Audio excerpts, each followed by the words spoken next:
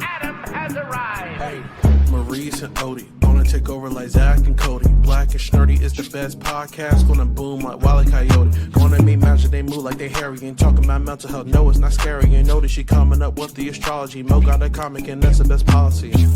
Maurice the goat, talking about animation cause you know. Odie, she moving wavy like the boat. Watching some movies and she taking notes. Yeah, kick back, listen. Black and Snerdy have risen. Upload on a mission. 5 stars, never dissing. Black and Snerdy, ooh. Black and Snerdy, yeah. Black and Snerdy. Hello and welcome to another episode of the Black and Snerdy podcast, the only podcast where two sexy black nerds get together to shoot the shit. I am Mo, aka Kid Licorish. And I'm Odie. And together we are the aforementioned nerds here on episode 161 of the Black and Snerdy podcast. How are you doing? I'm feeling pretty okay. You know, it's Sunday, ready for another, another day, another time, another week of things happening. So Same here.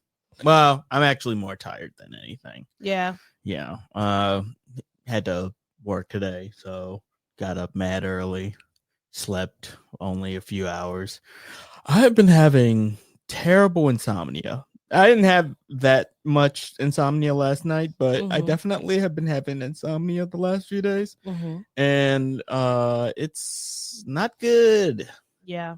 It is not good. Insomnia As somebody is I know worse. who Yeah. has it like a lot. It's very frustrating. Yeah, it is. Yeah. Ugh. Just so tired. I have to shake it off a little bit. Shake it off. Shake it off. Shake it off. Shake it off. Are you ready to well, we're going to start off as we do when there are those who have left this earthly plane with our RIP section. And we lost a lot of major people in the black world, in the activist world, in the historians world, just icons in general. Sure. The first that we want to pay our respects to is Dr. Quintard Taylor. I don't know, have you ever been on the website Black Past? No. So this is a website I've been using for years. It tells about Black history across the diaspora, Black history present, and people that are doing things that will be Black history one day. And it's just a great website because we know that in history books, we are not often seen within our full selves. Sure. Dr. Carr used to always say that, how he hated our Intro to African American Studies book because it was titled From Slavery to Freedom. Because our history doesn't start at slavery. Exactly. And so Dr. Quintard Taylor, he started the website Black Past, and it has so much information about Black people, what we were doing, pre-colonizers, throughout the transatlantic slave trade up until now.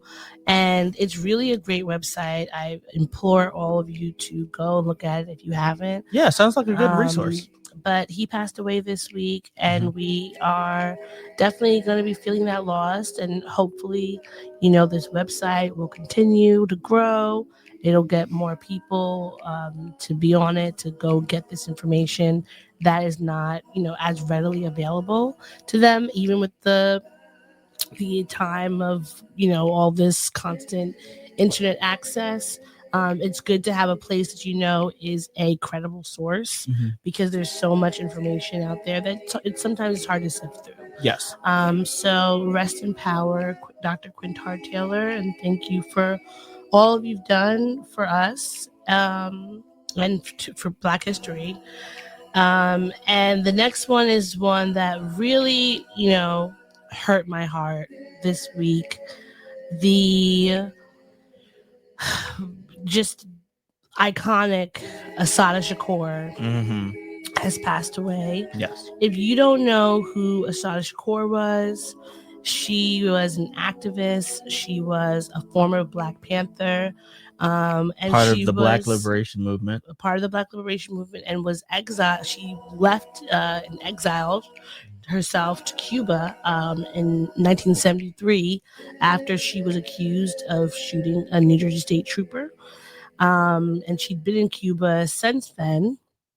And, you know, the Cuban government really stood on business about her. They, regardless of how many presidents had tried to raise the bounty on her, to get them to give her back, to try, they tried saying they're going to give them money, they were going to open up trade with the country, and they said no, because she's going, as a Black woman, she's going to face unfair political oppression there, because even though she was accused, or they said she shot this state trooper, there had always been a lot of speculation that is not actually what happened. Her daughter, Assata Shakur, put out a post on the 26th. It said at approximately 1:15 p.m. on September 25th, my mother, Assata Shakur, took her last earthly breath. Words cannot describe the depth of loss that I am feeling at this time. I want to thank you for your loving prayers that continue to anchor me in the strength that I need in this moment. My spirit is overflowing in unison with all of you who are grieving with me at this time. Sending much love and appreciation to you all. She lived, a life of fighting back against oppression, and even though she was exiled from her community here in America and her friends and family here in America, we have to appreciate the fact that she died a free woman. That and she was able to, even though she had the confines of having to be exiled in another country, she lived her life on her terms. Yeah. And she never stopped pushing for people to be free, and fighting back against tyranny. And so that is to be commended. And I would hope that all of us would have that kind of vigor about us when it comes to freedom for ourselves, freedom for others, because none of us are free unless all of us are free. And she just was a great woman. And also I've learned from her passing that she was Tupac Shakur's godmother. Yes. So it was, it's a great loss, and we just thank you for all you did for us. Thank you for your legacy that you gave to us, and the power that you encourage us all to take within our lives. So rest in power, rest in peace, and we are sending our love and our condolences to your family and all that knew you. Sad that she passed, but good that she passed free. She passed a free woman. Yeah. So are you ready to get into this week's shenanigans? I sure am. When you want a hot meal without a big deal, what are you gonna pick? Pop topics. All right. So we have some updates for you. Yes, we do. The first update is Diddy. He's having sentencing. And so if you are not aware, when people are getting sentenced for a crime, regardless of who they are, people can write letters on their behalf so that they can get a lesser time. And so Diddy has had several people. Well, there's a whole list of folks who are. I counted like 60 plus people. Yeah, it's a lot of people. So one of them is Young Miami. There's also Dallas Austin, record producer Dallas Austin, and Stevie J, his mother. All of them are asking for leniency. Yeah. The Combs' team would like the judge to give 14 months of prison time when he's sentenced next week on October 3rd, which to me is crazy. 14 months for all the things that he's being charged with is crazy.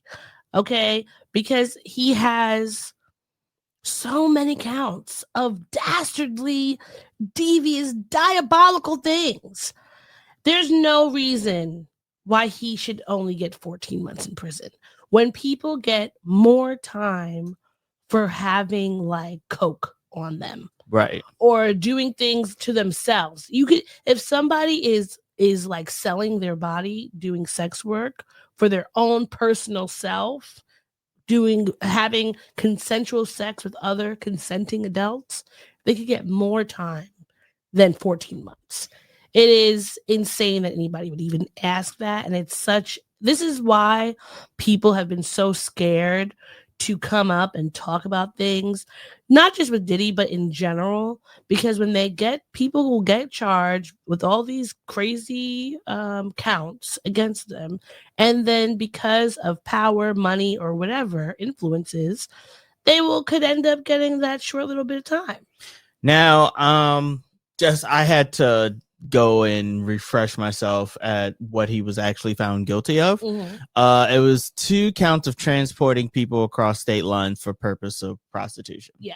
Under the Mann Act. Mm-hmm. And I feel like because those seem like lesser charges, yeah, compared to the other ones, like he was looking at racketeering mm-hmm. and racketeering, conspiracy, and sex trafficking. Mm-hmm. That was what he was found not guilty on. But because these are lesser charges that he was found guilty on, I have a gut feeling like the sentencing's not going to be but so much. Yeah, you know what I mean? I feel like he should. Like it's not going to be the max. It's not going to be the max, but I think he should at least get 5 years, at bare minimum 5 years, because I think that when you read the little tiny snippets of what Cassie described, was done to her, the other women who came. That are the women who are when they're saying, oh, he was transporting them to place to have these things happening. What they described were so harmful, so physically and mentally harmful to them. And knowing that the ways in which he tried to keep people silent. He blew up Kid Cudi's car, he did. Beat up his dog, and opened up all his Christmas presents. At the very least. Feels like that was in the wrong order of escalation. I mean, yes, but it just was all of those things so terrible. These are such, like, he has not proven himself to be someone who is moving within his right mind to move with decency or anything. Like, see, I would be terrified, to be honest, if I was anyone that has spoken out against him. And that is the reason why it's like, at least put him in jail for a few years where he could have less ability to get at them, because it's not like he has his money. He's gonna be able to come out. He's gonna come out. He's probably gonna make a new, what was that song he did after he didn't get charged? That, like, in the 90s with Biggie, and he had that whole video was like, People Hate Me Now. Maybe it's that one. People hate me now. But I won't stop now. And he's like all black. And I can't stop now. He's gonna put out a whole nother freaking, like, Can't Hate Me Now Part 2. And people are gonna buy it because people don't care. Like, it just is, that's what it is. People do not care about the folks who are getting harmed. They don't care about people who are being abused or at risk. But Young Miami, a.k.a. Carisha Brownlee, she said that Diddy helped me grow both personally and professionally, that he is loving, genuine, and motivating, which is okay, and that he's made it a priority to open doors for Black people to make sure we are seen, heard, and valued in spaces where we've been historically excluded. He's not a fucking HBCU founder. Calm down. He didn't even finish his time at Howard. So we can calm down on that part. Dallas Austin called Diddy a brother, and says, as a friend, I look at the positive influence that he has had On the music business, I think back on our conversations of how to become better men. He specifically asked me how he could become a better person, how he can give back and get involved with the community. Perhaps that would be not sex trafficking people. I think that would be a good start. And Stevie J, which is like, having Stevie J be your reference. I really want to see the letter that Stevie J wrote. Diabolical. Like, I'm not saying that Stevie J can't read and write or anything like that. I'm not going on record and saying anything like that. I'm just curious as to what was actually put in his letter. I'd be curious as to the verbiage that that was used in such letter. Stevie J, aka Stevie Jordan, said that Diddy changed his life forever after they met in a recording studio in the 1990s. That he apparently paid for all of his father when Stevie J's father died. Diddy paid for all of his father's funeral expenses. And that showed the type of heart that he possesses. Being in this entertainment business for 30 years and being friends with Shaun, we've both endured personal challenges with anger and drugs. I'm proud of Shaun. I've read in the press that he's clean and sober and also taking anger management therapy to become a better person, because we all fall short as long as we correct ourselves and never revert to our old ways. I don't know. How do we know if that's not court-ordered anger management? Exactly. And you know what I mean? How did him falling short would have been him... Makes it sound like it was a oopsie daisy. Yeah, we watched you like, oops, I accidentally trafficked women. Cassie beat her up and attack her. We know that you've dangled women off of balconies for trying to stand up for her and protect her. Whoopsie doodle. Like, it's just fuck you. And the last person, his mother, who I blame for all of this, not for all of it, like I blame her for enabling him. Mm-hmm. But she said that she doesn't know how much longer she's going to be around, and she wants to spend the last few years of my life with my son. That's understandable for a mother. You know what you can do? You know what I mean? You can go take the bus to Rikers or wherever they're going to put him and spend it there. Just like there are plenty of mothers who have to see their children through a glass thing. Maybe they have the common area where you can come in for visitation and you might be able to give them a hug, maybe some treats. Who knows? But you should not get special treatment for your son just because he's a millionaire, mogul, or whatever. There are plenty of women who are spending their last years riding on that fucking bus, however many hours up to wherever. At least you'll have your own driver. Okay? You can go and come as you please. Go get a apartment near wherever he gets sentenced. I'm sure you could afford it. Get an apartment there. You can go see him at your leisure once a week if that's what you want to do. He doesn't need to be outside for you to visit him. As much as my abolitionist spirit says people don't need to be, we need to take a shot. That, jail, prison is not a way of stopping crime or rehabilitating people or whatever. In instances like this, he has proven himself not capable of being outside with people and not harming them. So at this point, we have to use the tools and resources that we currently have to keep him away from others and away from doing harm. And that's just what it is. You don't want your son to be locked up. You should have taught him not to beat on women, to drug women, and all the other alleged things that people have alleged that you have aided and abetted in this situation. That would have been nipped in the bud. At least teach him the proper use of baby oil.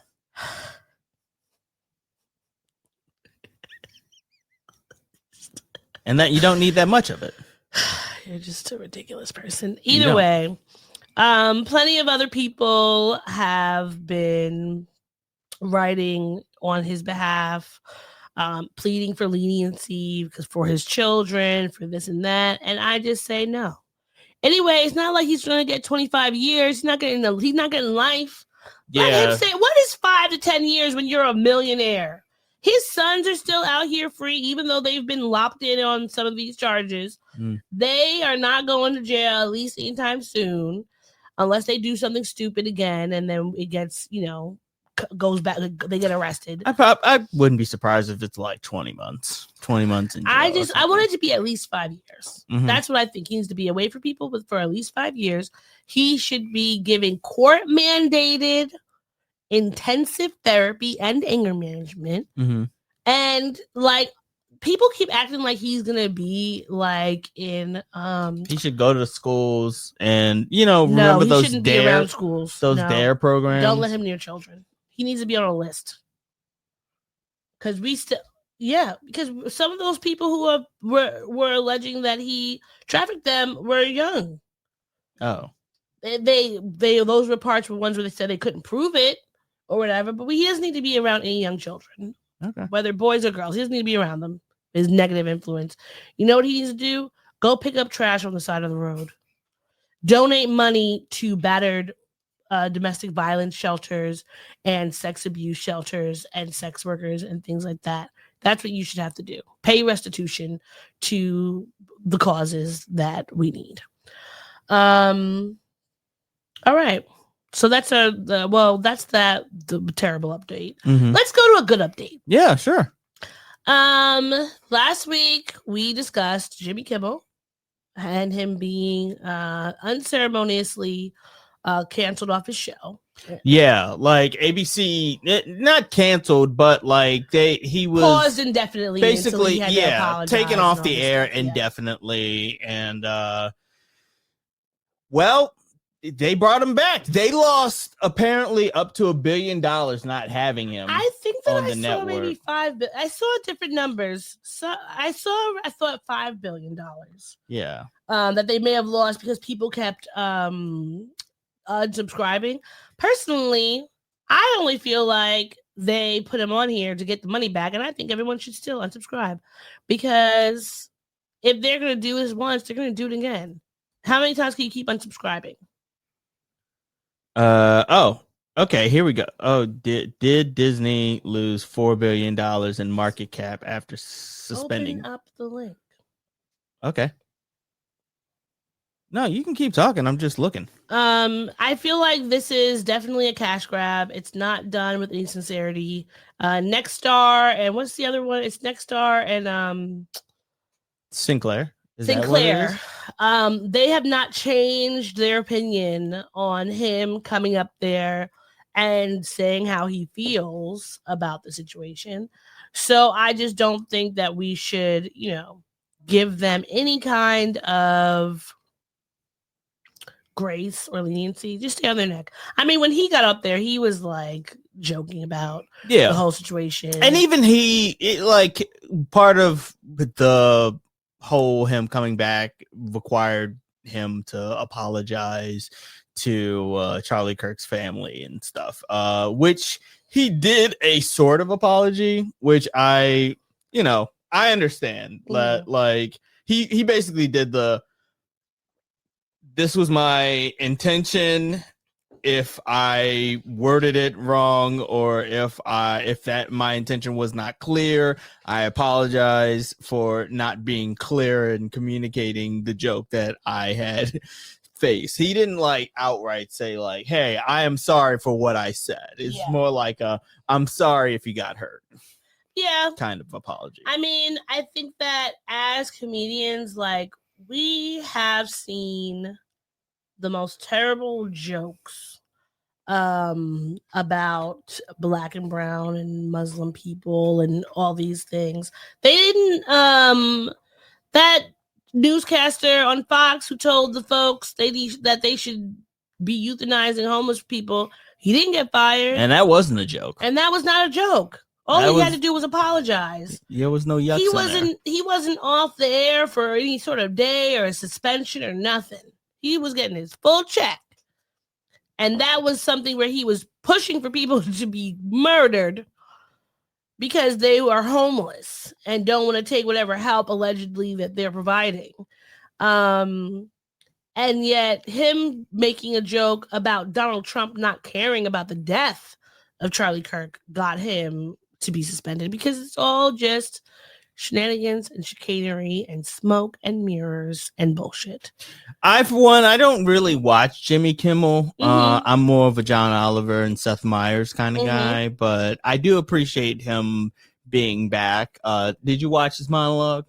I watched some of it, yeah. Yeah, I watched the whole thing. It was like literally the entire 30 minutes was just him monologuing. Yeah. Which I greatly appreciated. And why not? It's a show. You know, there was a few moments where you could tell like he was holding back, like he was about to, you know, cry yeah. or he was getting emotional. I can imagine he was appreciative of all the people who stood up for him. Yeah. You know, which I think it was great. At the end of the day, like Jimmy Kimmel, again, I watch that show sometimes. It's not like a big one for me. Yeah. I think like I always remember how like he cried for Harambe.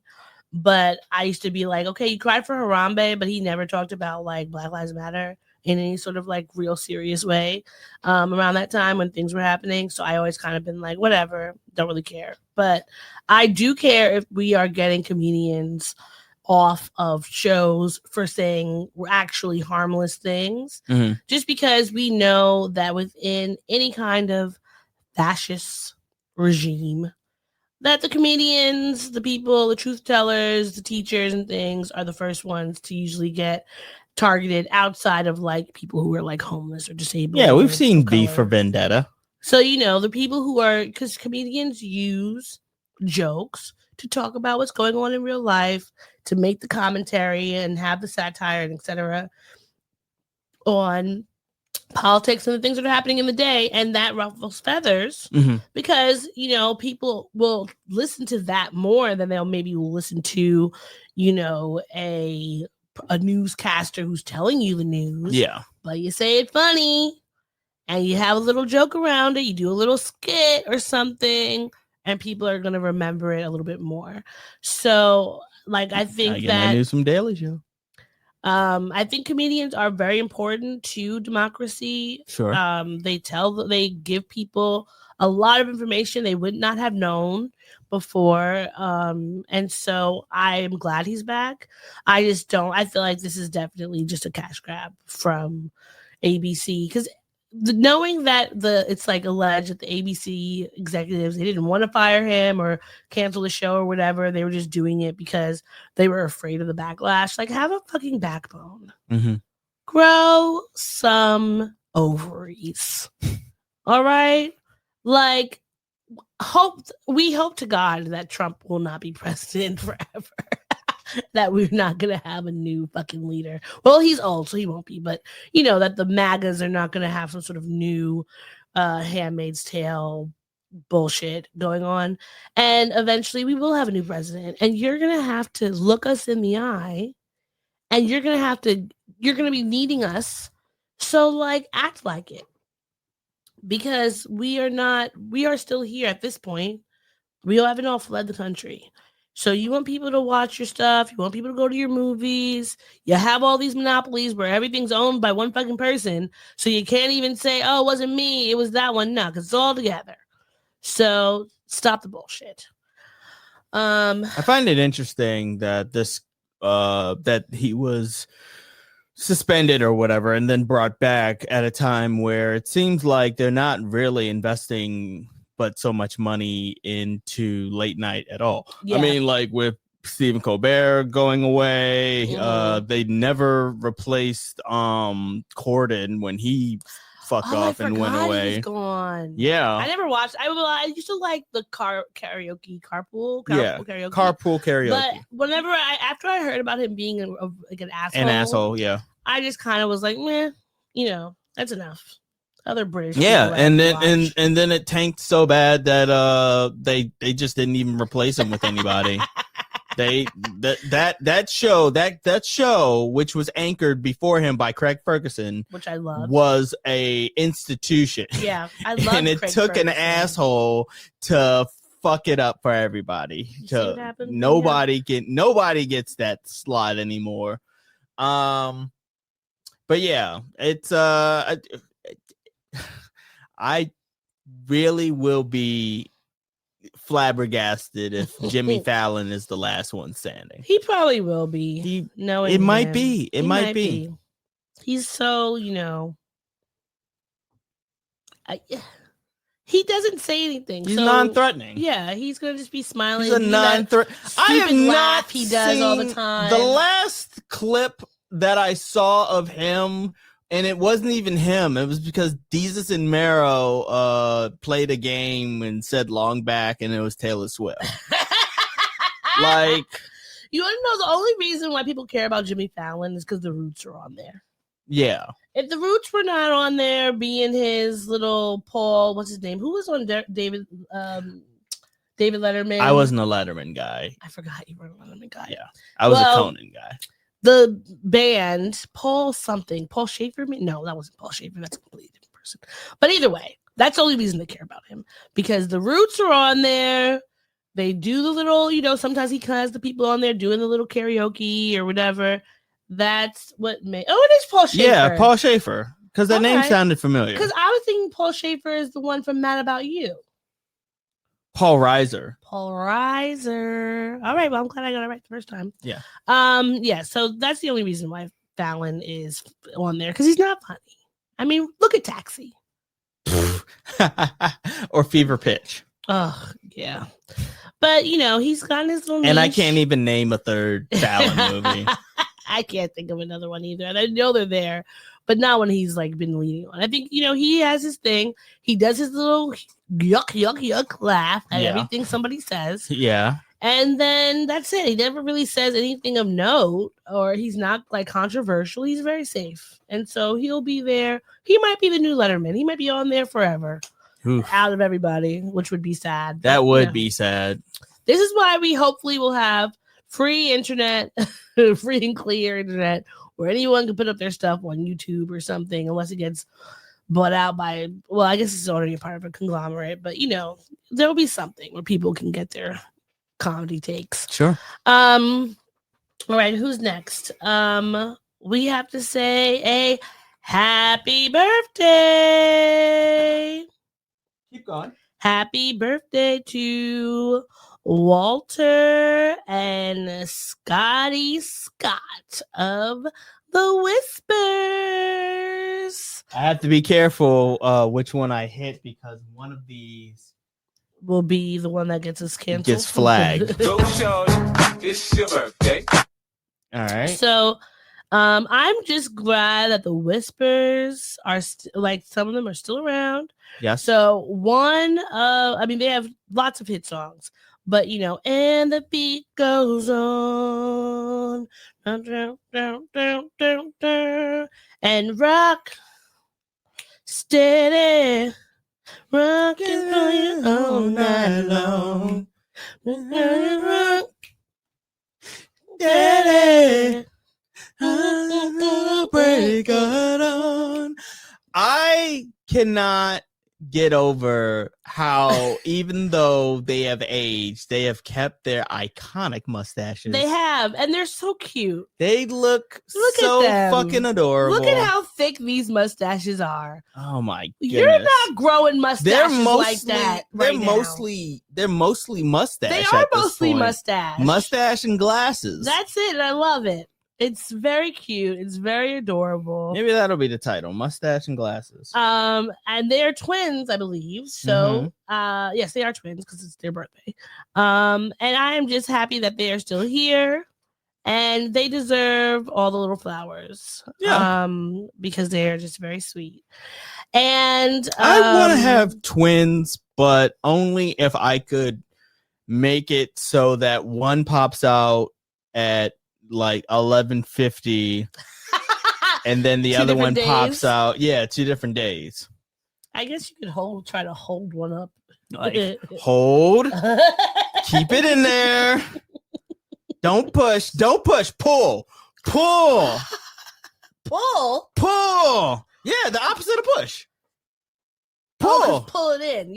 Pull it in. Do those Kegels. Yes, use your Kegels to pull that baby's head in. So you can have that would actually be the best type of twins, so that they can have different birthdays. Yeah, they can have different birthdays. Like you can dress them differently. I mean, that's always a choice. So that you could tell them apart. I told you how my friend, one of my close friends is a twin. Yes, I've met them. Yes, and I just barely can tell them apart because they have like the same tattoo on the same fucking arm and shit.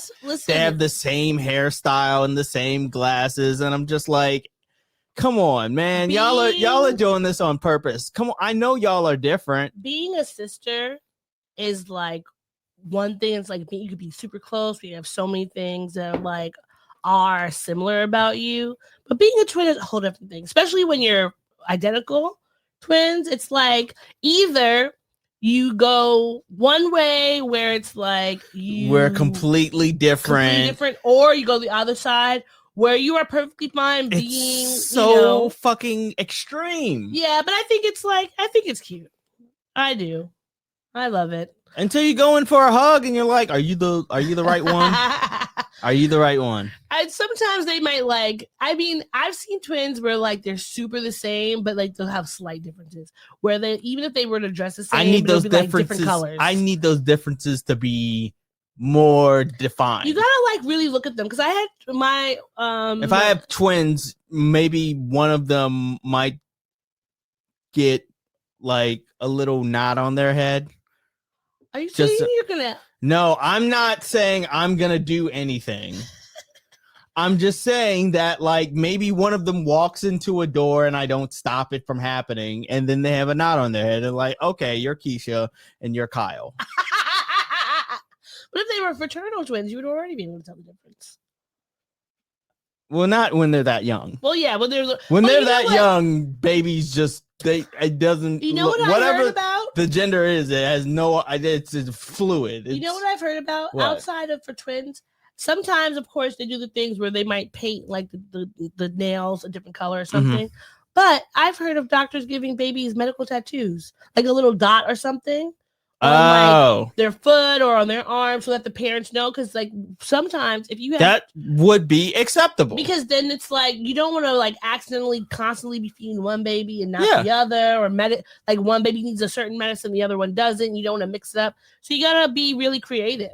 If you don't, and then you gotta remember which one has the dot on the foot and which one doesn't. You gotta do like a 1 and a 2.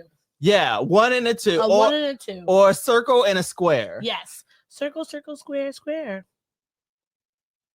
Eileen and Darius, circle and squarius.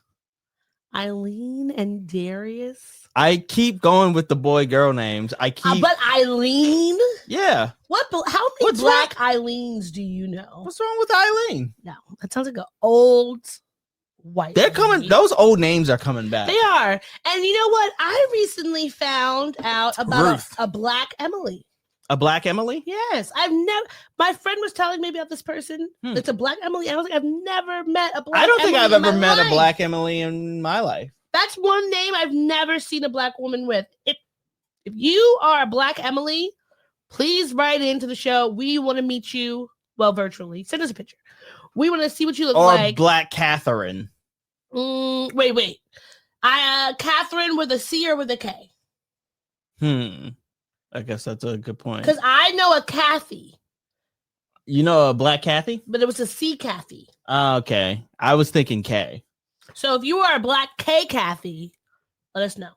Yes. Reach out to us. And or an Eileen, because I literally have never met a black Eileen. Yeah, if you're a black Eileen, reach out to us and let us know. In my life. Yeah. All right. Speaking of babies, we have some congratulations in order. All I want for my birthday. That is not. It's a baby. You didn't let me finish. You didn't let me finish. All I want for my birthday is a baby girl. Is a bouncing baby girl. All See? right. All I want for my birthday is a bouncing baby girl. Welcome to the world, Rocky Irish Mayers. She joins her brothers Riza and what's the other one's name? I know it also starts with an R. It does. Hold on. It's Which? RZA Myers, and Riot. Yeah. RZA Alston Myers, Riot Rose. Yeah. and Rocky Irish. Yeah.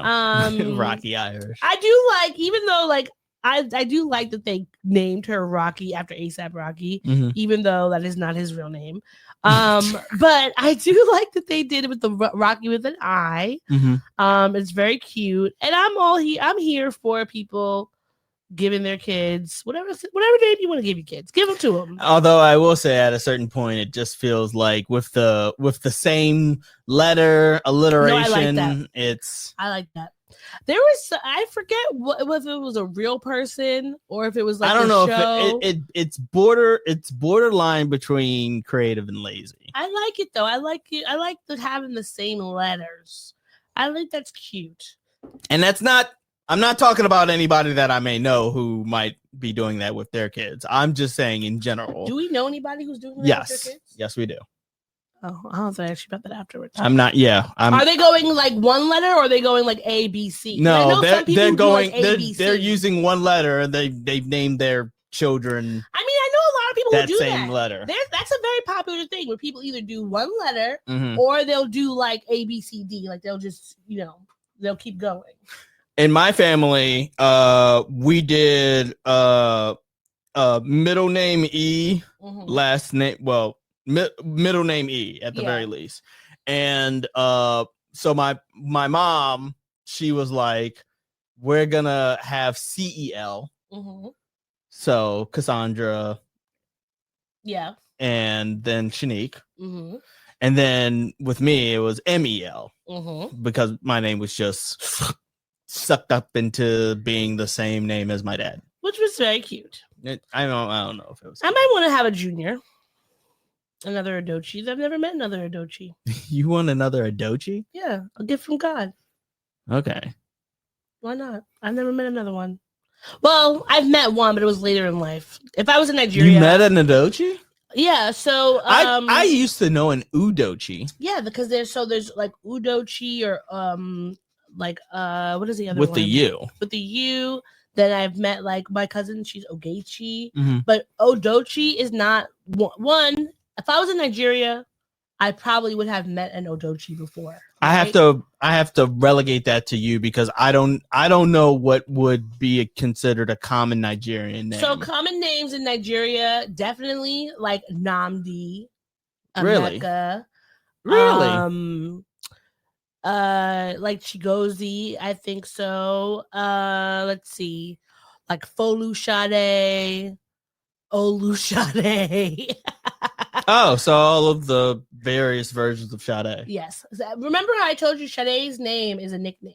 My mother just did not know that. My father was not giving her a name. You didn't tell me enough. this. You didn't. So she just picked the only Nigerian name she knows, which is not even our tribe, and also is a nickname, but it's still very cute. So yeah, there's certain names that are very popular. Odochi is I feel like a pretty popular name because when I've looked up my name, I know there's a bunch of people with it. Yeah. But shout out to you, Rihanna and ASAP Rocky. Your baby girl looks beautiful. We hope that you are all doing happy and healthy. And I'm glad she's got her little baby girl. Remember that time when she was talking about her love for Black women, and she was like, I was raised by a Black woman. I'm gonna raise a Black woman, and now she has her chance. So fantastic.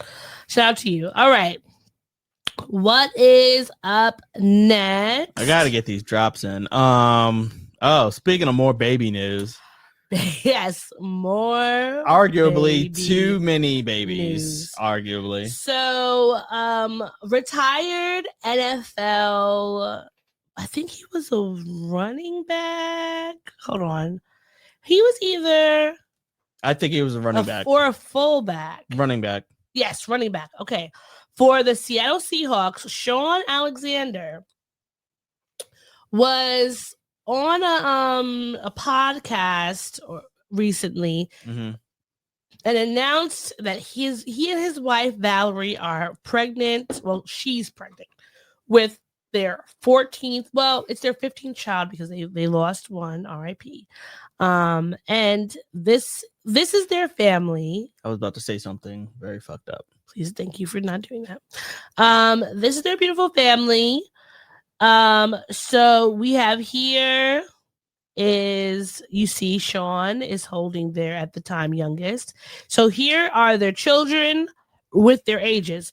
Heaven Alexander, well, she's the firstborn. Secondborn is Trinity Alexander. Then there's Eden Alexander. Then Joseph Alexander. Then Justice Alexander. Temple Alexander. Honor Alexander. Jebediah Alexander. Jebediah. They're a very Christian family.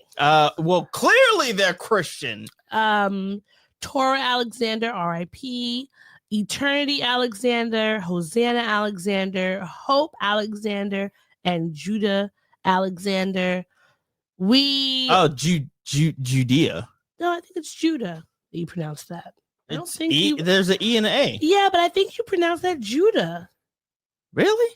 I don't know. I think that's how I was. I mean, I guess Judea, that was in the Bible as well. I don't know. I always pronounced it Judah. But if you tell me how to pronounce it. Because Judah usually has an H at the end. Judah. The Judahs that I've seen. Well, they're like Judah. Judah. All right. Well, that's a beautiful family, a beautiful Black family. Happy for you all. You're your 14th family. And I want to say, if I was his wife, you would have stopped a long time ago. Yes.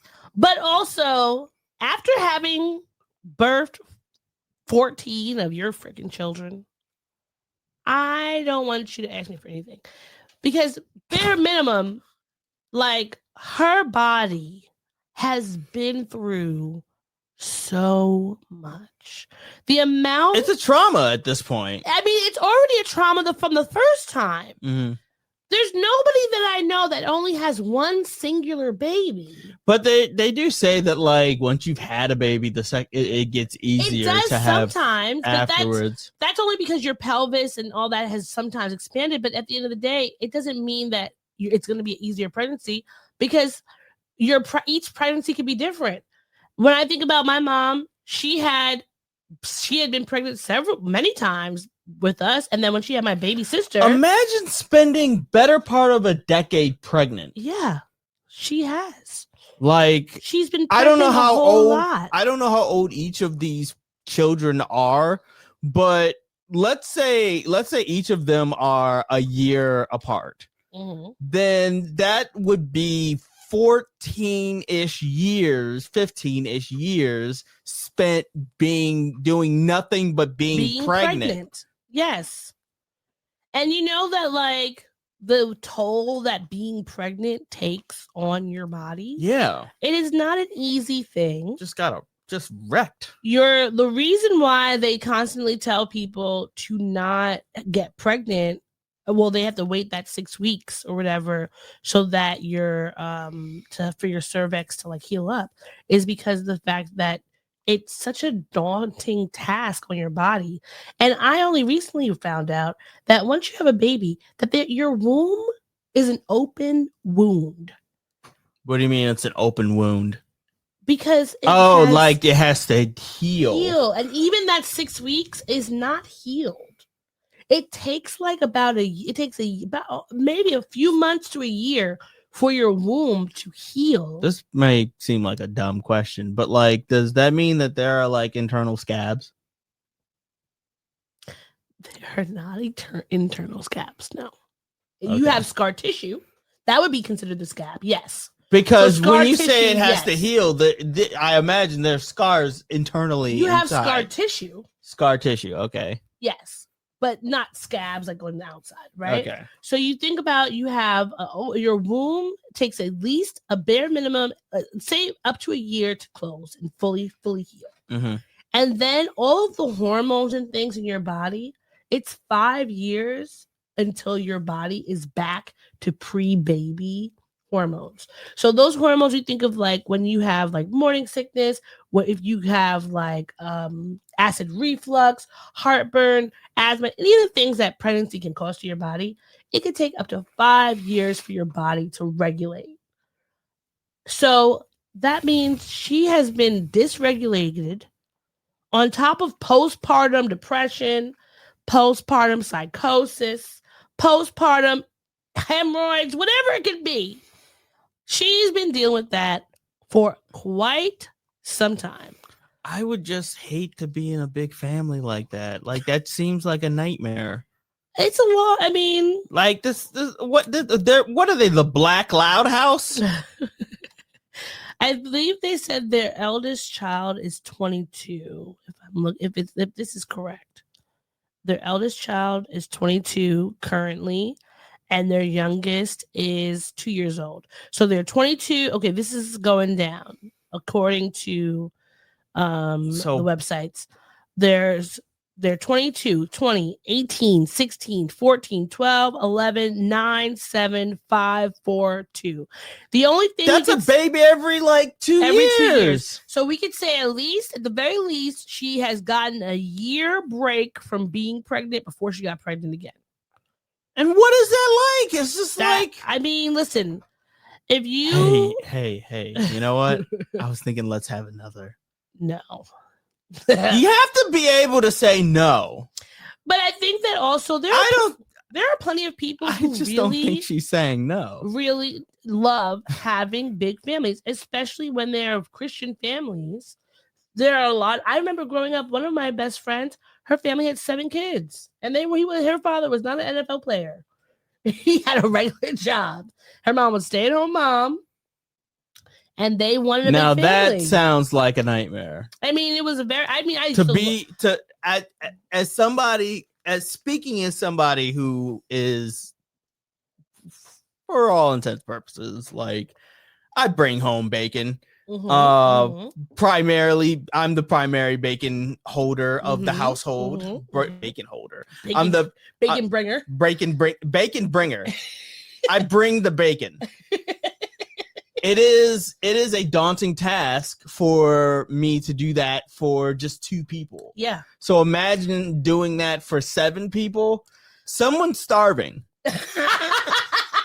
Someone is not getting fed. Either 1 or 2 people are not getting fed, or everyone is getting fed equally small increment amounts. We're gonna be a real fit family. There's no leftovers whatsoever. But that's why train your stomach to be like, oh, you're hungry? Drink some fucking water then.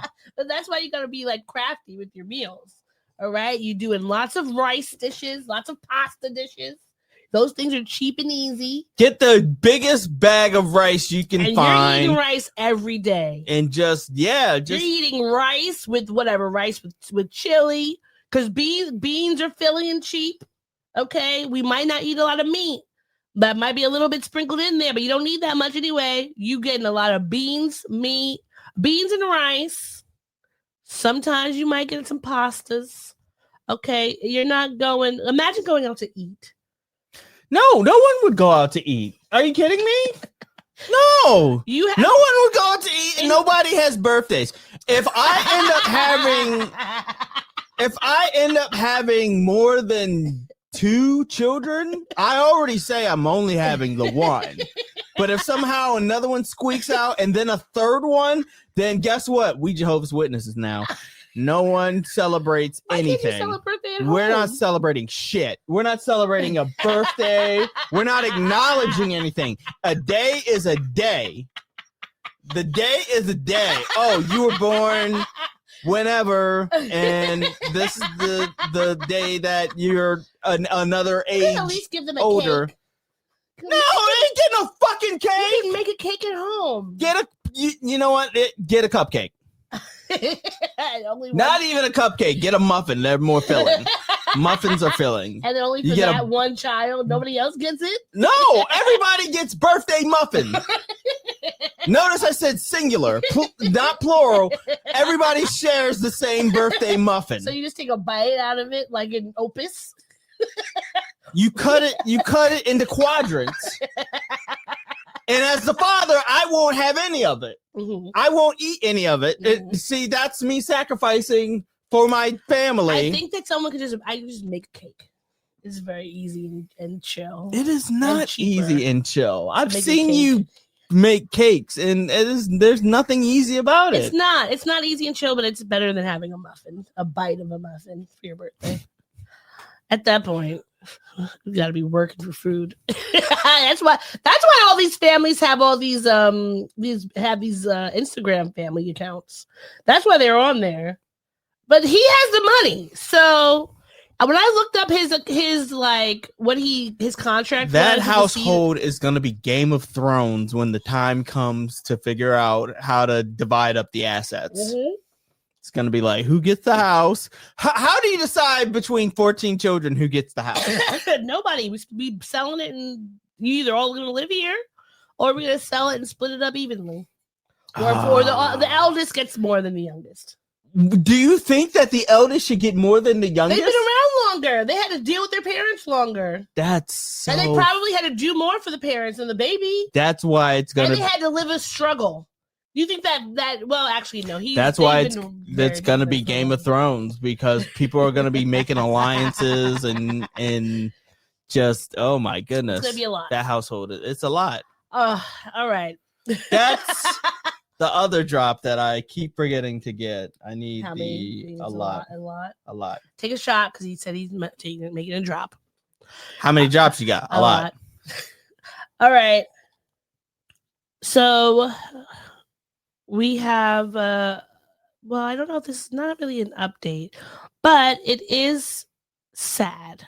It is an eye-opener. It's an eye-opener. Maybe not sad yet, but it's one of those things where we are just wishing them all the best.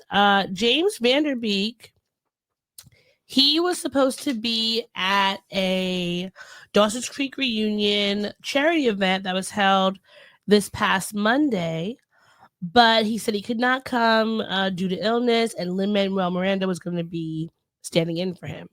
Now, he did a pre-recorded video, and this is a clip of him, and so we are sending him all of our prayers.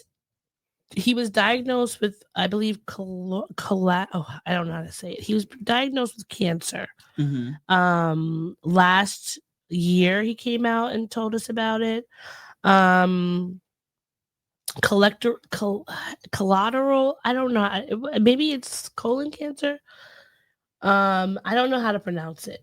Mm-hmm. But this is the reason why he was not able to come. Obviously, he's been dealing with complications due to his illness. Colorectal. Now, does it say what colorectal? I think that's a stomach cancer. I'm not sure. I don't want to necessarily speculate. I'll look it up. You keep talking.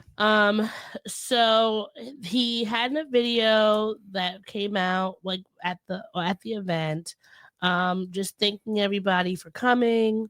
And he said, I've been looking forward. It affects the colon and rectum. Okay. I wonder if this is the same. I was gonna guess that, but I didn't want it to be in poor taste. But yeah, but because it's colorectal. Because that's what Chadwick Boseman passed away from, is from colon cancer. Oh yeah.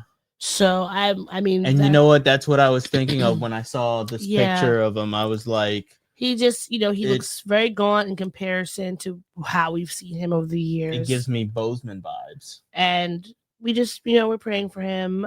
Cancer sucks. Fuck cancer. But it's fuck cancer every day. Always, on this podcast. Every day, because it's just the worst. Yeah, fuck cancer day. And, it's just sad that he wasn't able to be there, because obviously this was something he was looking forward to, and reuniting with all of his friends and things like that, and the fans. But, we are glad that he's still here. He's pushing through. We are praying for him, for his health and all, and his family, because cancer is a trying time for for the person who's impacted, but their family and friends as well. And he's just, he's a great actor. He's been on screen since we were young. I think that we all probably remember him from Dawson's Creek and even some of the other earlier shows that he did. So we are just wishing you the best of luck, and hopefully that you are, can pull through, because colon cancer is a terrible thing. So Agreed. all right. And I just remembered a joke that was for our previous segment, but now it's too In poor late. taste. No, it's not in poor taste. It's just too late. Oh, okay. Like, we've already moved on from it. We can't cut it into the thing. No, we can't. We don't have. We can't move stuff around and splice it in. Which that should be an update. That should be an update. Like, take something that happened an hour into the podcast and slide it somewhere into the else. first 20 minutes. Yeah. All right. So that I could say something along the lines of, like, he plays for the Seattle Seahawks. Sounds like she needs to lay off that D-Hawk. Well, you did it.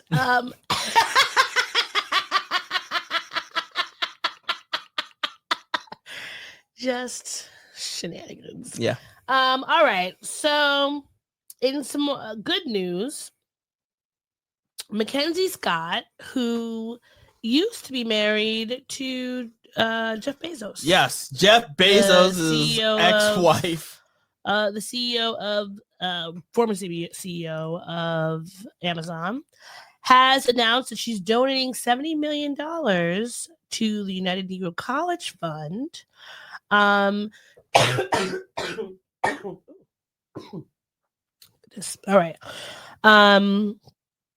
So it is going to go to 37 private UNCF members of the historically Black colleges and universities. So that includes obviously Howard, Clark Atlanta, Spelman, Oakwood University, Fisk, Wilberforce, and more. So shout out to you. She has been doing wonders with giving money to, like, Black institutions and stuff. There's a theory going around about the reason why she's doing this. And what is this theory?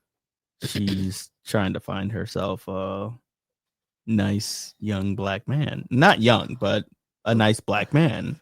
She's already married. She's married again? Somebody. Yeah, I forgot who she. Yeah, she married somebody, like a teacher. Oh, is he a Black man? No, he's a white man. He's a private school teacher. Married to a teacher. She married a teacher. I remember, like, a few years ago that we learned that she was getting married to this science teacher. Well, let's see if they're still married. His name. That could be a bull situation. Dan. Did you call it a bull situation? Yeah, it could be a bull situation. His name. The science teacher sits in a chair and watches. His name is Dan Jewett. Are they still married? Oh, that Jewett. Oh shoot! Maybe. Never mind. It looks like they might be divorced. Oh, there we go. And there you have it. Yeah, it says the Daily Mail from last year. Mackenzie Scott's high school teacher ex-husband is seen with his new living girlfriend 18 months after divorce. All right. Well, hey. No. Okay. I wonder if he got any money. I hope she did a prenup. Oh man, that is something that I meant to put on the topic for us to discuss, but we don't have time to even get into it. We'll just say what it was. The payout for Quinta Brunson's ex-husband. Oh yeah, he is getting half of her fucking earnings. He's getting half of that bag. I'm gonna say, insane. Get the Etsy witches on it. Get the Etsy witches. Get the Etsy witches. If you know, you know. All right, get the Etsy witches on it. Okay, That's it. That's why I am a fond, proud sayer that if you are a wealthy black woman, remain single. And or get a prenup. No, fuck no. No. Because prenups can be disputed and court and stuff like that. Just remain single. Marry your money. Just be married to your money Yeah. and You can have a partner. Oprah knows what she's doing. You can have a She's partner. doing it the right way. She ain't never gonna marry Stedman. You think it's his? You think he's the hold up? No, she said she's the hold up. Exactly, she's the hold up. She doesn't She want him to said have she that was. fucking money. Okay, but do you want to know who I hope that Quinto ends up with? And it's been speculated. Who? Everybody hates Chris. What's his name? Oh, him? Yeah, what's his name? Are they together? No, in but real people have life? speculated. It's just been speculation. What is his name? I mean, they do Is make it a good couple James? on the show. No. James. Everybody hates Chris. What is his name? It's James something. Tyler James. Is it Tyler James? Tyler James Williams. That's why I was Tyler thinking James Williams. Yeah. People have speculated that might be the reason why she's got divorced. Mm-hmm. Who knows?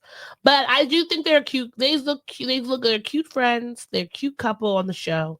And I think that if they did have a in real life lasting relationship that lasted for ages, Yeah. I wouldn't hate it. I wouldn't hate it either. They're both adorable. They're both cute. Oh, he won a Peabody Award for Abbott Elementary. Oh, wow. And Abbott Elementary is coming back this Wednesday. So look out for it. What does this one do? Oh my goodness! Ah, I found it. I've been looking for this one. Okay. Well, I'm glad you found it. Yes. All right. So moving on Mm-hmm. to some movie news. Mm-hmm. We have an update on Beyond the Spider-Verse. What's the update? Apparently, they are going to be moving the release date up by 1 week. Oh my goodness! The release date has been moved 1 week to June 18th, 2027. Fuck this news. Because they are teasing the fuck out of me. They know how much I want to watch this movie, and they're just like 1 week is not like, come on. At least do a few months. If you could do it 1 week, why not a month? It's been 1 week doesn't mean shit. In the grand scheme of it's It doesn't. still coming out in 2027. That's 2 years away. Yeah. And Well- 1 week means nothing to me. They need, you know what? I know they're two different studios, but they need to push that movie out. Like, if ever a studio needed to do some crunch Mhm. to get some shit out immediately, now is the time. All of these are jokes. I understand when it comes to the animation community. I know how like crunch could be very devastating Yes. and a hard workflow, and it's rough on the animators, and they don't get paid that much anyway, and it's a lot. It's a lot. As a fan of animation, it's a lot, and I understand that, and my heart goes out to all those people who work in that industry. However, as a fucking fan, crunch time. Get this shit out now. Now. I don't want to see Shrek 5. I want to see Beyond the Spider-Verse. Well, when it comes out, I want to know what happens to Miles in the other dimension. Yeah. Spoiler alert. He's in a different dimension. He's in another reality where his father died, and the Miles Morales is the Prowler. His uncle is all terrible. His uncle is still alive, and he's the Prowler. Yeah. And the Sinister Six are running amok because there's no Spider-Man. I look forward to His seeing spider it. was supposed to be in that universe, and then it ended up in Miles' universe biting him. And so that universe doesn't have a Spider-Man, and that's why the criminals are running amok. But now they do. But he can't stay in that universe. Plus, this Spot is on the loose, and he's supposed to be wreaking havoc. And what's going on with the other Spider-Man? There's so much. They have so many spinning plates. Yeah. There's a lot going on. It is a lot. You gotta rewatch before. Well, obviously we'll watch it before that comes out. But we need to go like from the beginning to like watch some other ones. Well, unfortunately, they're not. They don't have fucking Into the Spider-Verse anywhere. Really? Yeah. It's no longer. We're gonna have to start bootlegging stuff because this is ridiculous. It's crazy how you can't find stuff that just came out. Yeah, like it used to be on FX, but I don't even think it's in there anymore. Into the Spider-Verse. All right, well, yeah, it's still not anywhere. No, you have to rent it or buy it on renting it or buying Amazon, and I'm not doing that.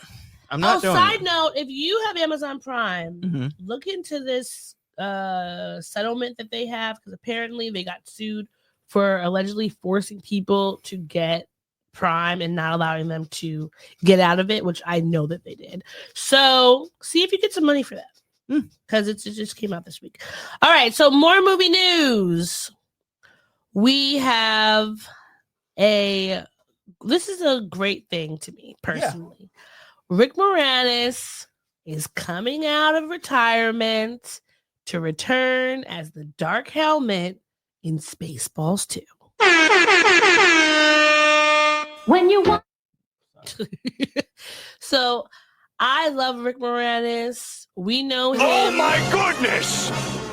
He was in the Honey I Shrunk the Kids franchise. He was in the Ghostbusters. Little Shop of Horrors, of course. So many movies. But he left Hollywood to take care of his family? Yeah, because his wife passed away. Yeah. And he had young children.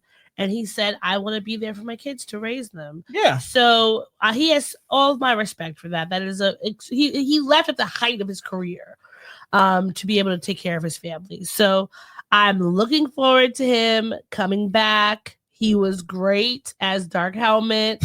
It was, we just watched Spaceballs. We just watched it not too long ago. Hilarious. I'm glad he's going to be back in it. Still holds up. Still holds up. It was still hilarious. And it's coming in 2027. So I'm looking forward for that.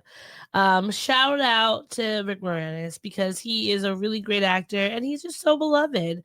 I feel like there's so many actors from our childhood that like we just love that have not really been there for a while, but I'm glad that he is. And speaking of actors that from our childhood, yeah,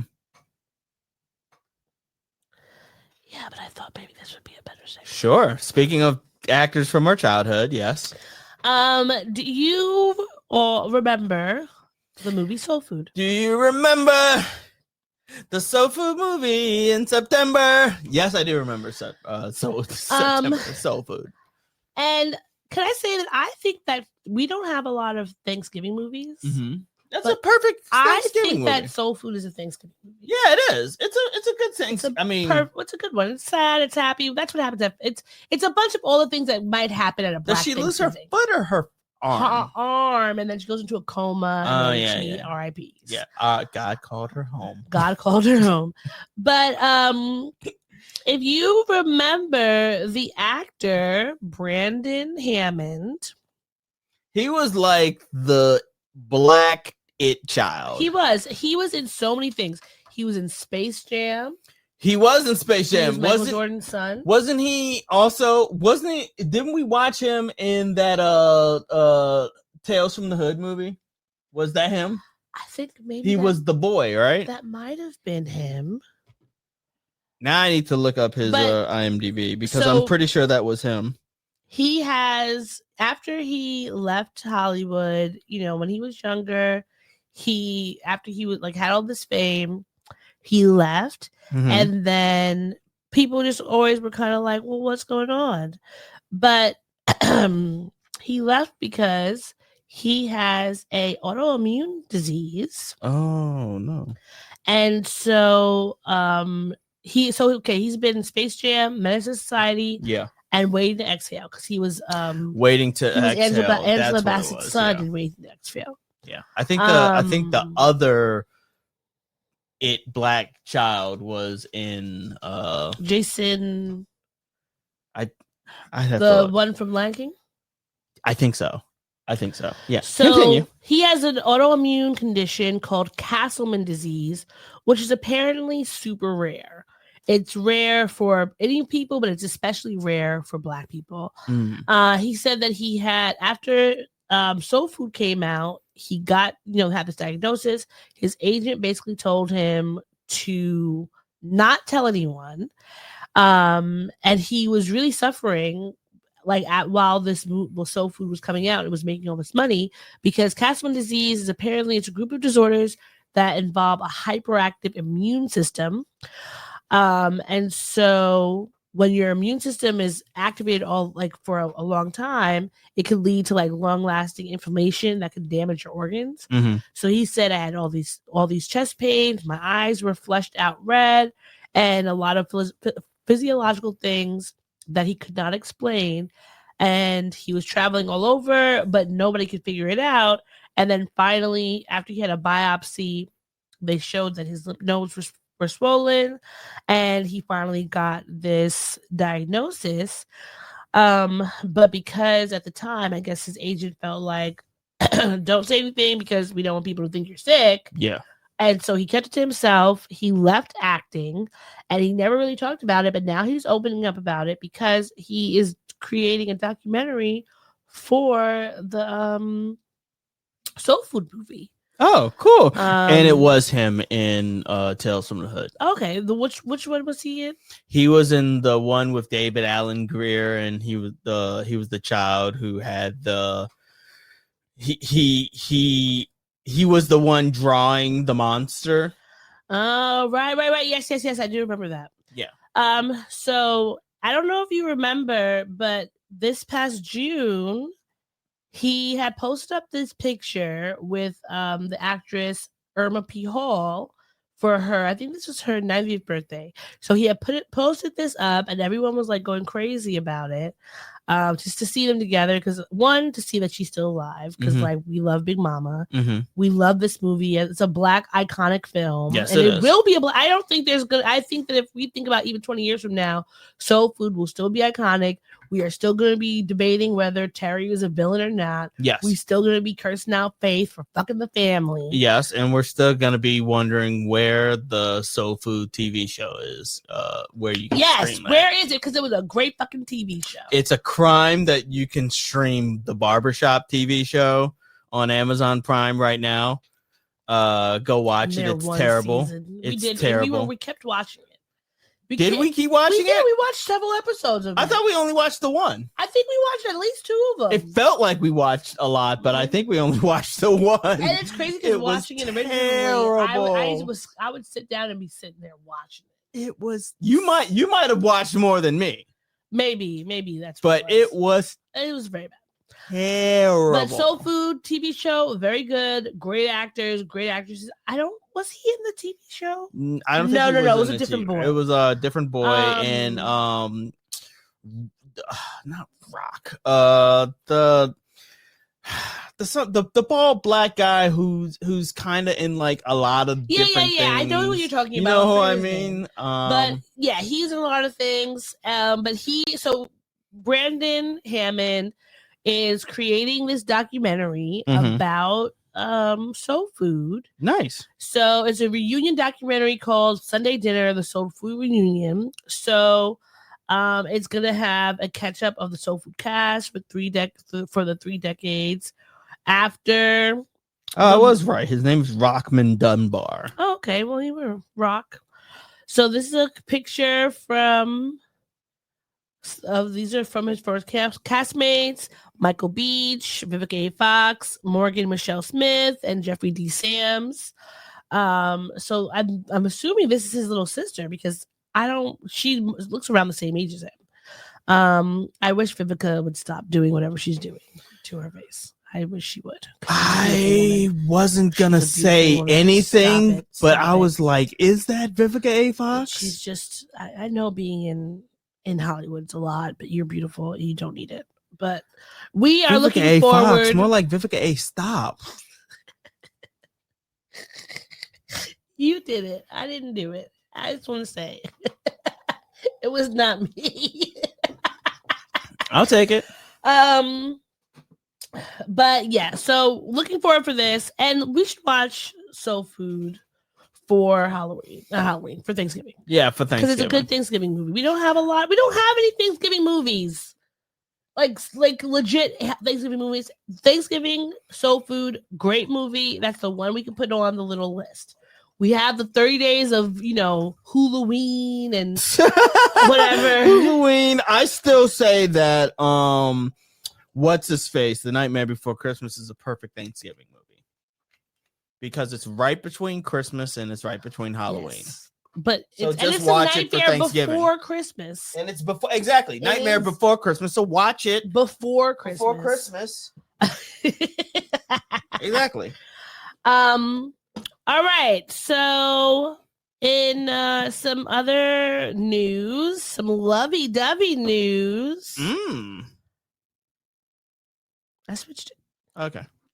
Anderson Paak put up this as his new Instagram profile picture. Now that's him. Mm-hmm. Now, can anyone guess who this lovely lady is? Do you? I don't know who she is, but do you think all she wants for Christmas is him? Yes, I do. I do think that. It's Mariah Carey. So they have been dating. Can't even say dating on the low for like she's at least been out about it. She was asked about it recently. I feel she was like they were she likes his musical talent. I mean, if she was gonna date, first of all, compared to come on, Nick Cannon compared to him, it's a huge jump. Yeah, it is. And musical, just specifically musical talent, because Anderson Paak is extremely talented. Does Anderson Paak have kids? I don't know, but he don't have 12. I know that he much. does not have that many. Does not have 12. And do you know that Nick Cannon has the audacity to say that the reason why he has these 12 kids because he never healed from the trauma of breaking up with Mariah Carey? That's why he had. He has a son. Okay. He named Soul Rashid. Yeah, he's handsome. All right. Look at that. Good for you. Although I don't know how old this is because it says that they got divorced a while back. Okay, good. Yeah, because that would be terrible. That would be yeah. He files divorce. Okay, there we go. Yeah. So apparently, I'm just looking at their relationship timeline. Mm-hmm. It looks like in June 2024, there was he put up there was a TikTok video and she was like at the recording studio with him, and then in December 24, people saw them in Aspen having steak at a restaurant, and so it's just like going from there. Which is like, listen, I love this for her. She is an icon. I remember when that white man, that billionaire that she was dating for, I don't remember, it was like 2-3 years. Mm-hmm. They didn't end up getting married, and she sued him because she said, "You wasted my time," and I'm here. I didn't even realize that was something that you could do. She said, found a way. You wasted my time. She found a way. I was here with you for all these years. You wasted my time. Show me the money, and I'm here for it. More women should take up that stance that you're with a man 5, 10, 20 years. You don't get married. You don't get nothing. Sue them. And they'll learn their lesson to stop fucking playing with you. But I hope that she and Anderson Paak have a long and lovely relationship. I hope that we get some good new music out of this from both of them. Well, didn't Mariah Carey just come out with an album? I know she came out with a single. I don't know if she came out with an album. If she has come out with the album, I haven't heard the album. Okay. But I know she did come out with that fun single that came out in the summer. So I don't know if her album is out already yet. But I would love to hear Anderson .Paak, Mariah Carey collab. I think that would be here for it all. All right, because I'm here for you.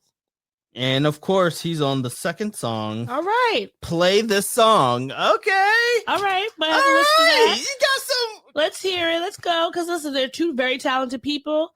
And when that happens, you get magic. Hopefully. Yeah. I'm just glad she's oh man, never mind. I got her mixed up with Jennifer Lopez. Sorry. Sorry. I was about to say like I'm glad she's over Ben Affleck. But wrong person. Sorry. Different singer. Different person. Different singer. All right. So to close out the pop culture segment, we have some more, what is it called? Comedy news that has been going around on the internet. Yeah. These celebrities. And for those who can't see the photo, I'm gonna see if I can name it. I'm gonna name as many as I possibly can. Okay. Yes, Tom Segura, Pete Davidson.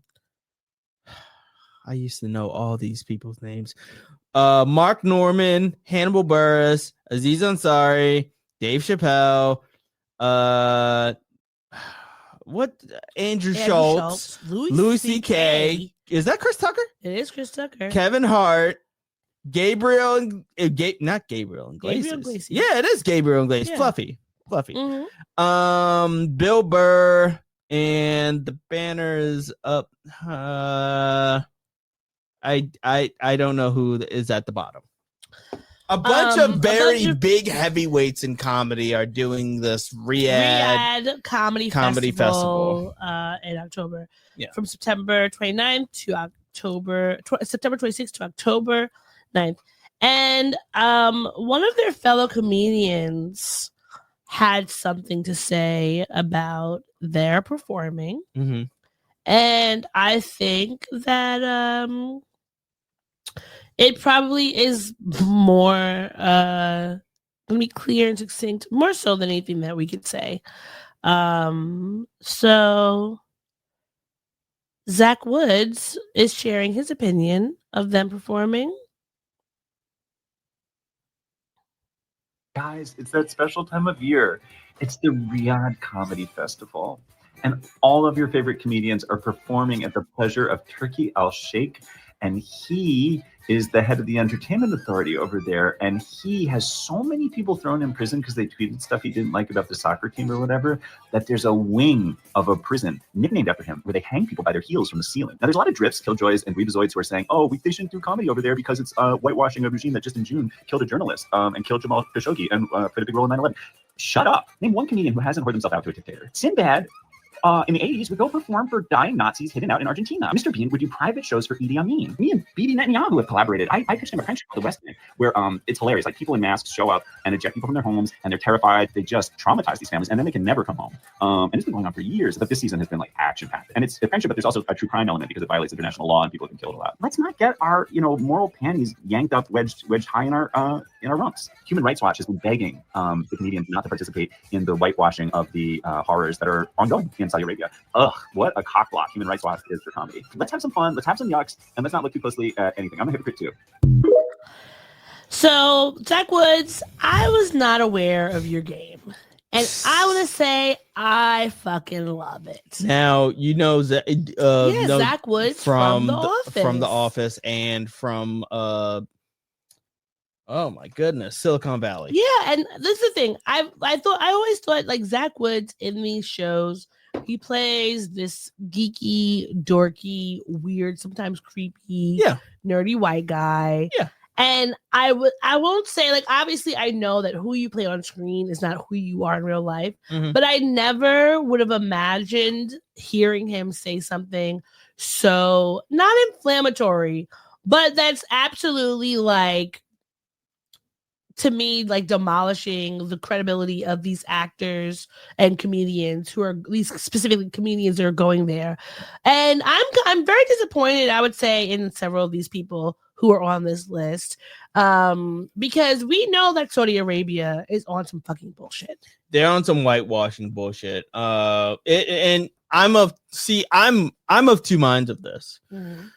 And the only reason why I'm of two minds of this is because I watch a lot of wrestling, and as you know, they're doing the WWE has been going over there once or twice a year to do pay-per-views. And in the beginning, when this first came about, like, it was this big thing of like, we got to protest this, or, you know, like, take the money that we were going to pay for this pay-per-view and send it to like an actual good organization, and just not watch and not give them any of our money and support and stuff like that. But unfortunately, enough time has passed that like it has now become white noise in the void.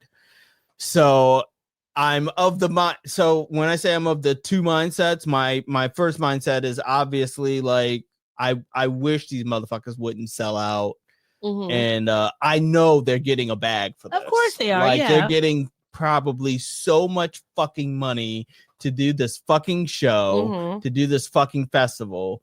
Like, and it's some of the names on there, it's fucking surprising. Yeah, like, I was surprised to see. I was surprised to see Bill Burr, see of all people. Bill Burr, Dave Chappelle. I don't know if I'm surprised about Dave Chappelle. Well, like, I was surprised. He's been making money him, moves for. But I while. feel like I don't know. I was surprised to see a few of those people on that list, and disappointed. And I know that, like, now some of those people who are not as well known, it's like, listen, I guess you gotta eat, and they don't have any other thing they're doing, so here we are. But some of them who are more well known, like Kevin Hart, doesn't need to go to fucking Kevin Riyadh. Hart doesn't need the fucking money. He doesn't need to go there. Now, does Chris Tucker need to go? Now maybe that's the biggest question. He might. He hasn't been in a big movie in a while, so maybe he really needs. I mean, I liked his last special. Me too. I liked it as well, but I just feel like you have to have some moral integrity. Like, are you going to go perform at West Bank next? If Netanyahu is like, hey, I want to have a comedy festival here on the bones of the Palestinians. Russell Peters. Yeah, that's Come him. on in. Oh, yes, I was surprised at Russell Peters. And I was definitely surprised at Aziz Ansari. We just said something nice about you, Aziz. We just said it. Yeah. And here you are fucking it up. Yeah. Don't piss me off. He's you know what it is? He's like that, like they finally are letting me do big comedy things again. But like I'm gonna get as much money as I can because I don't know when this is gonna go away. Clearly this can go away like easily overnight. Let me get as much money as I possibly can. I'm just looking up where Aziz Ansari, where is his family from? That's a good question. I don't want to speculate. I want to say they're either Indian or Bangladeshi. I'm looking. Tamil is Indian. So, just for if you don't know, in Saudi Arabia, Indians and Africans are treated lower than fucking dirt.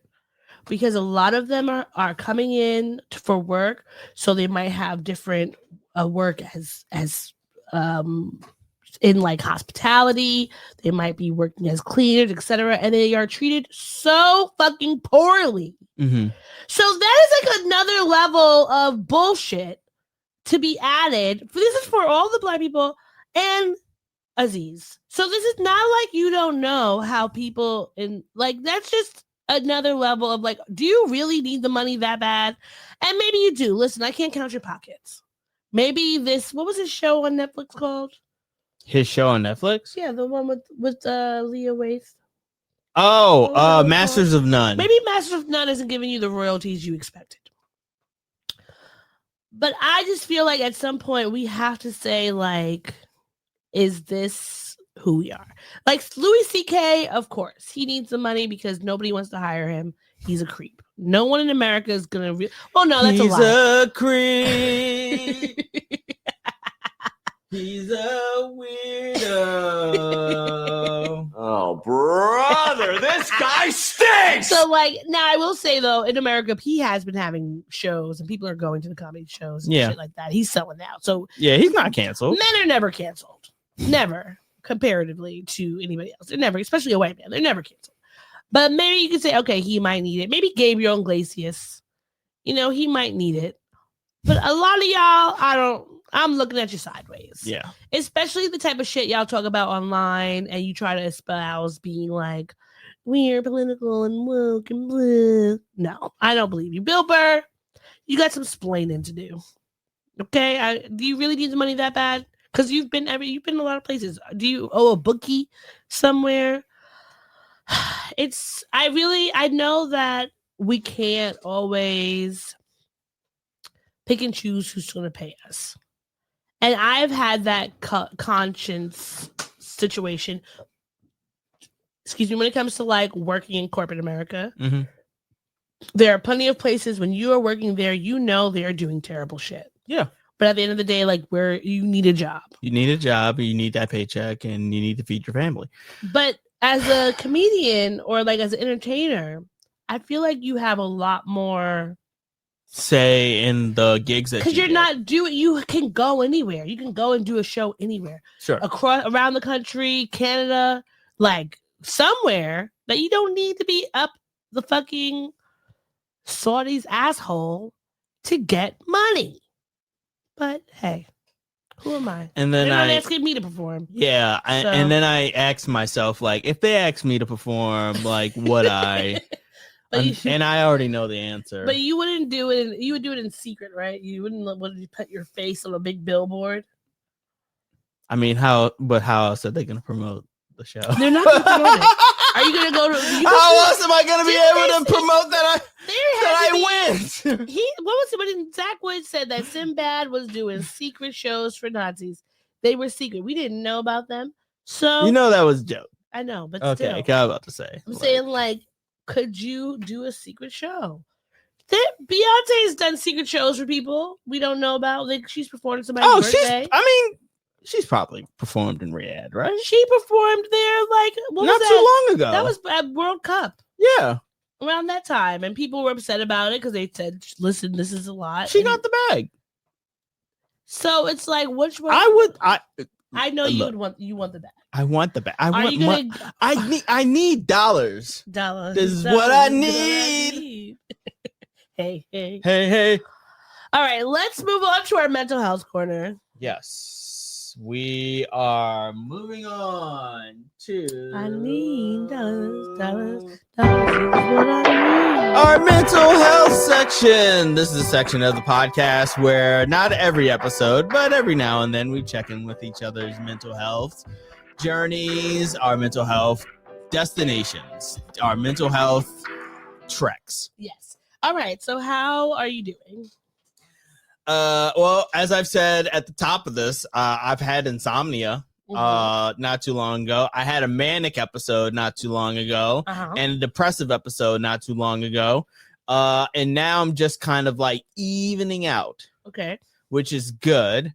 I've been working hard the last couple days, not a lot, but the last couple days I've been working on cutting out one of the big sort of like negative habit triggers that I tend to fall back on when it comes to my mania. Mm-hmm.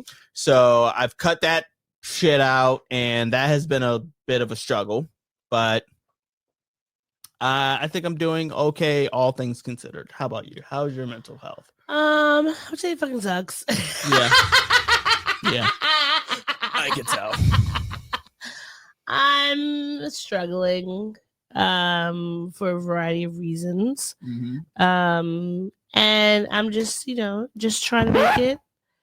But also I always just remind myself that like shit's not gonna be terrible forever. Mm-hmm. So even though things can feel terrible right now, a lot of times things feel terrible because our brain is lying to us. Yes. whether you have any sort of chemical imbalance or not, your brain is probably lying to you about how terrible things actually are. And if you just think about what things were happening a year ago, 2 years ago, 5 years ago, and imagine there are sometimes you thought shit was going really terrible.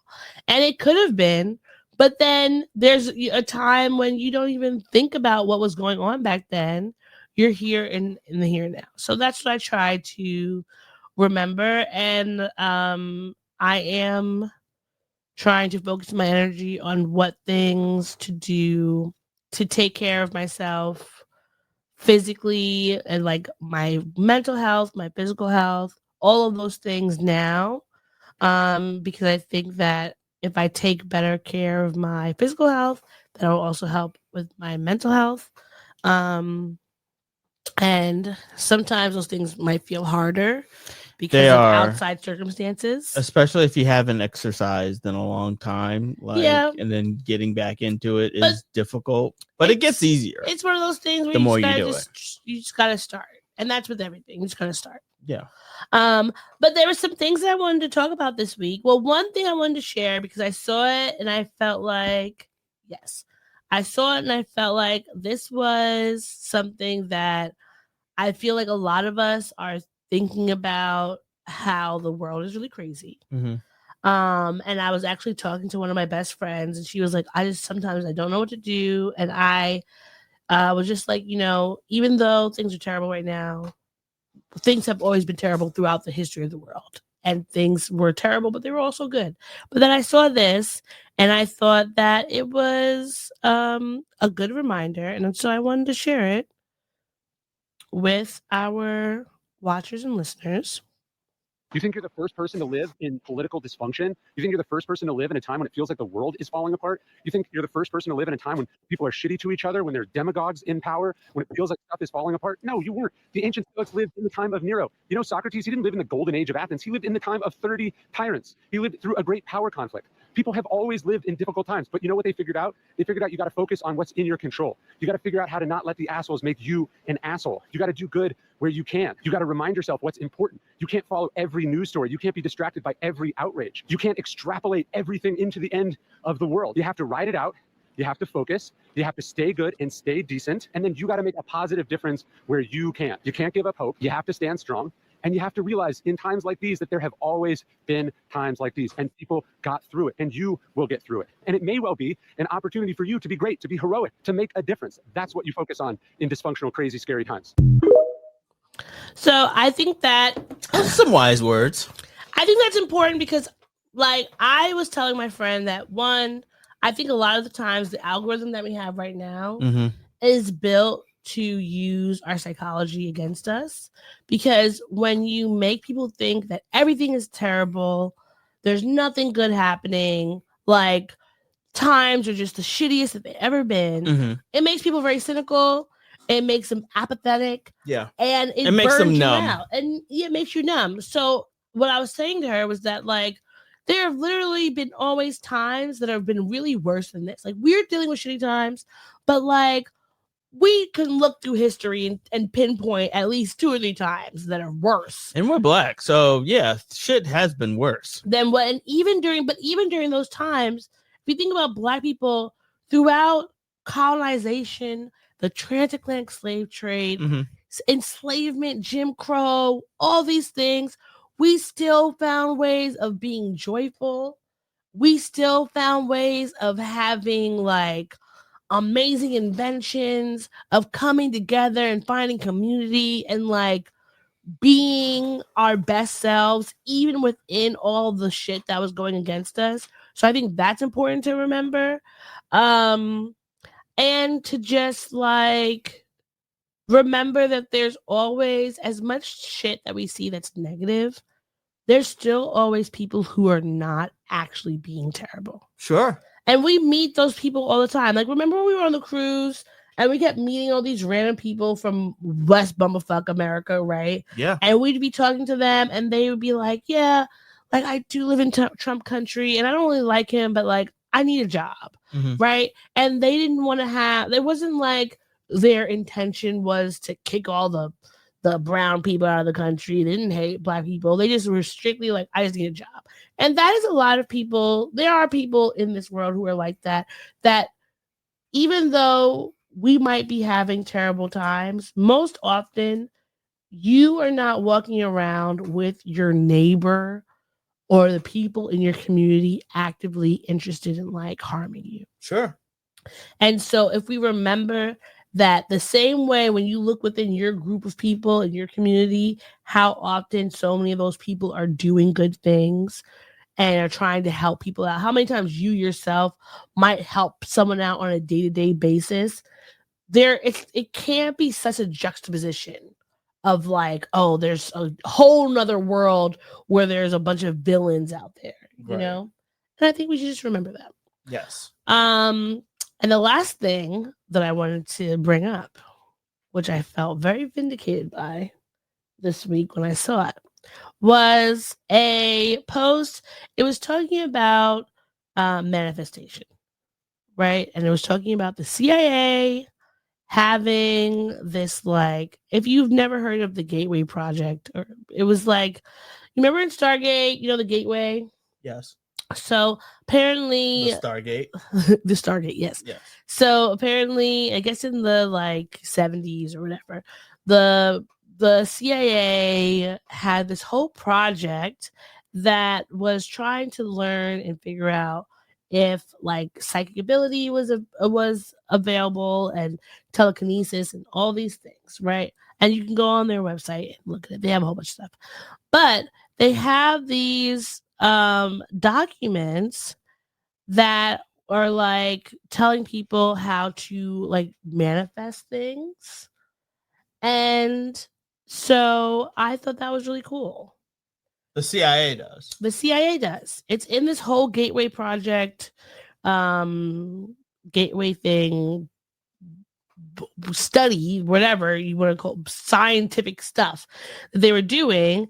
And it's talking about like manifestations, visualizing, meditating, because they were using all these different woo-woo things to like figure out what was possible.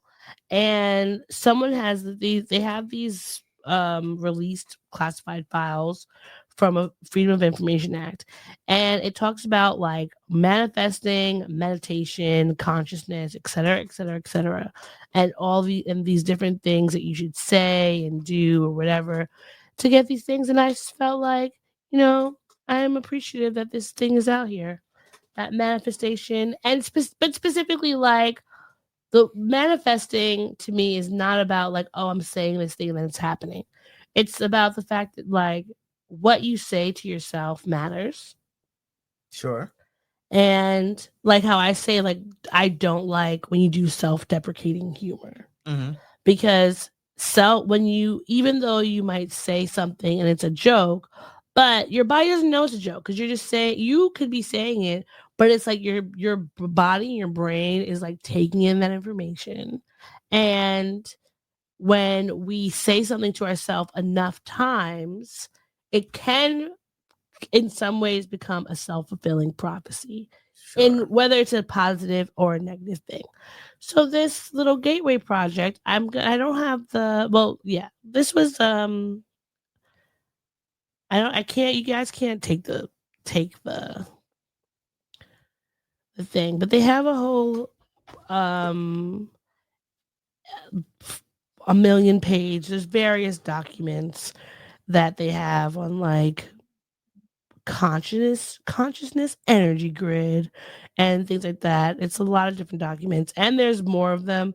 It's not just the one I found here, but I thought that was pretty cool because I think the woo girlies, we've been trying to tell people, but they haven't been listening. But the CIA was looking into this stuff ages ago, so that was it.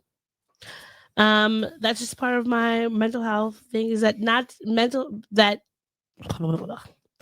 using manifestation for the sake of creating the life you want. It's not about magic and saying spells and things like that. It's just about rewiring your brain and attuning yourself with the things that you want and not allowing negativity to creep in, just like in K-pop Demon Hunters. You need to remember that you're golden. Okay. All right. So, with that being said, we gotta quickly go through the next two things. All right. All right. Next, we're gonna do the things that are making us mad. Bring it. What? Okay. What's making you mad? All right. So the thing that's making me mad right now is this new AI actress, Tilly Underwood? Tilly Norwood. Apparently they have created this AI actress, similar to that new AI R&B singer. Mm-hmm. And she is being coveted by agents. Now, it's weird to me. I don't understand how that would work. Yeah, me neither. I think it's weird that you need, first of all, that she's supposed to be this young girl. And I think like how much of this bullshit is because y'all just want to be able to have young girls on screen Or control young white women. naked and having sex and doing all these things that you could not do with them because of all these laws. And also, we have so many other people in this world who are not represented in media who have been begging for a chance to get on screen that you're refusing to put them on screen so you could have bullshit like this. Oh yeah, don't worry. They're gonna come up with some AI minorities very soon. I'm sure Some they AI will. trans people who will They're gonna be be get on message for whatever bullshit they want them to spew out. Black disabled person. Yeah. That way they never have And to they'll be worry like, about I'm happy with my life. I hate it. I hate it. AI. It's terrible. I don't know. All right, what's making you angry? If I send an email, I don't need a sassy response. Like, just be very careful with how you respond via email. Be careful with me. Also, if I end up taking it, like, look, listen, at work there are a finite amount of seats. Mm-hmm. If I don't know if you're sitting somewhere and I come in and I sit there, you don't have to be a smart ass and be like, oh, I thought you would have known that I was sitting there. And I'm like, because my stuff was right there. And I'm like, first off, your stuff wasn't right there. Like, it was off to the side. I didn't know you were coming back. So just don't be a dick. Don't be a dick to me at work. Don't be a dick. Yes. Yes, the theme and lesson that we all watched from Ant-Man and the Wasp: Quantumania. Don't be a dick. Don't be a dick. All right, let's go into what's making us happy.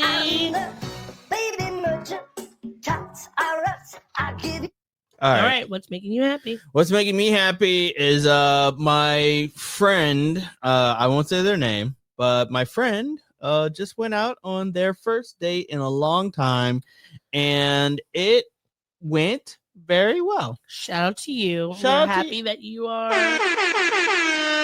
getting some good traction after a series of shenanigans. Yes, absolutely. And of course, doing this podcast with you and seeing my friends that I haven't seen in years, like the Kevins and the Lisas, the Bobs, the Ganesh and his wife Emily. Yes. What's making you happy? All right. Well, first, real quick, just wanted to give a shout out to another Maurice that's pretty cool and is getting to the bag. Maurice Hastings has been awarded $25 million for wrong conviction after he spent 38 years in prison, which is crazy. They owe him even more. But he was convicted in 1983 of sexual assault and murder of one Roberta Windmeyer. He did not do it. and now he is free. He was awarded this money, and I hope that he's 72 years old. So I hope that he's able to live out the rest of his life in a lap of luxury. Yes. In Make the that money ways work for you. that he was not able to before because he was imprisoned. But I hope this is able to be a great time for him and his family. Yes. Hopefully other Maurices will also get a windfall of some I hope sort. so too, because us Maurices, we need it. We need it. The Blackmores. And outside of course, doing this podcast with you, spending time with you, I am so happy this week because my little baby girl, princess darling, Desi has started walking. She took her first steps today, and honestly, I'm just so proud of her. She has taken her time. She's doing it when she wants, just like Auntie. And we are very proud of you.